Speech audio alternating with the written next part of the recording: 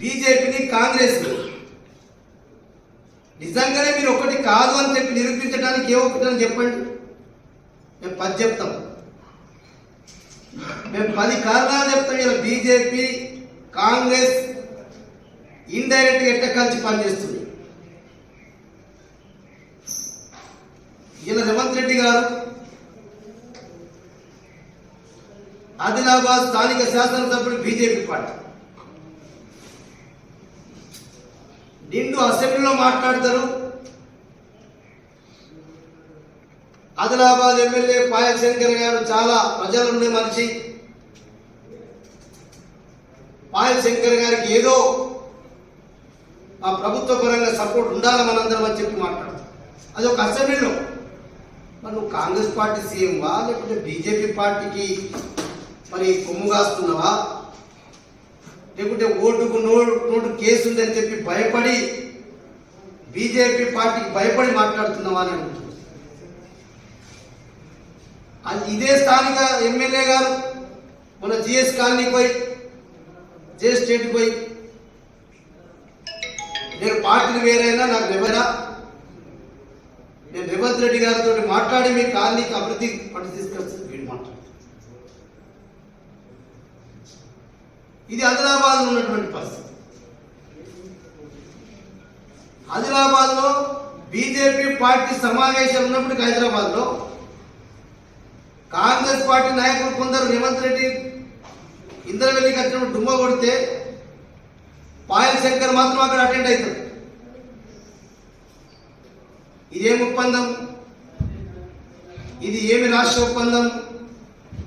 ఇద్దరు కవల పిల్లలు కాదా? ఏ టీం బి టీం? మీరే బీజేపీకి ఏ టీమా, కాంగ్రెస్ బి టీమా? మీరు మాత్రం బీఆర్ఎస్ పార్టీకి భయపడి ఎట్లన్నా చేసి బీఆర్ఎస్ పార్టీ రాష్ట్రంలో కథం పట్టిస్తే మన ఇద్దరు ఆటనే ఆడుతుంది సాగుతుందని చెప్పి మీరు ప్రజలను తప్పుదారి పట్టించే, ప్రజల్లో ఆలోచన అనుమానం వచ్చి అసలు బీఆర్ఎస్ పార్టీ రాష్ట్ర ప్రజలే పక్కా పెట్టిండ్రు అని మీరు 2 పార్టీలు మాట్లాడుతున్నప్పుడు మరి మళ్ళా మా పార్టీ గురించి ఇంత భయం ఎందుకు మీకు? కవితా మేడం గారి బెయిల్ విషయంలో అసలు ఒక భారతదేశంలోనే ఉన్నతమైనటువంటి న్యాయస్థానం ద్వారా తీర్పిచ్చి బెయిల్ తీసుకోవడం జరిగింది. దానికి ఒక సీఎం, ఒక బాధ్యత గల వ్యక్తి, ఒక రాజ్యాంగబద్ధంగా ఎన్నికైనటువంటి వ్యక్తి, రాజ్యాంగం మీద ప్రమాణ స్వీకారం చేసినటువంటి వ్యక్తి ఇలా సుప్రీంకోర్టు మీదే మాట్లాడతారు. బండి సంజయ్ గారు కేంద్ర మంత్రి, కాంగ్రెస్ ఇప్పించిందని బండి సంజయ్ అంటాడు. బీజేపీ బీఆర్ఎస్ ములాఖత్ అయింది, ఒప్పందం చేసుకున్నారు, విలీనమవుతుంది కాబట్టి అని కాంగ్రెస్ మాట్లాడుతుంది. అంటే ఇలా ములాఖత్ అయిన దానికి ఉన్నత న్యాయస్థానాన్ని మీరిద్దరు కలిసి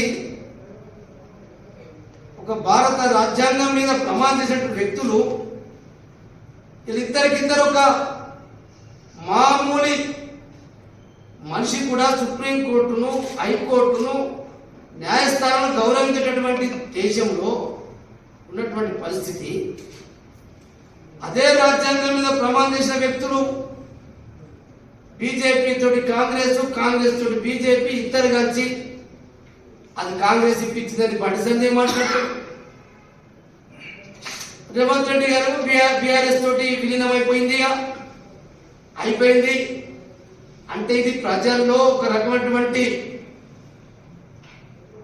ఉన్నటువంటి ఆలోచన దెబ్బతీయటానికి కొరకు బీఆర్ఎస్ పార్టీని భయపడి రేపు ఈ రాష్ట్రంలో బీజేపీ పార్టీ ఉంటే, రేపు బీఆర్ఎస్ పార్టీ ఉంటే మా పని అయిపోయిందని చెప్పి భయపడి ఇద్దరు మాట్లాడుతున్నాం. మేము అడుగుతున్నాం ఇవాళ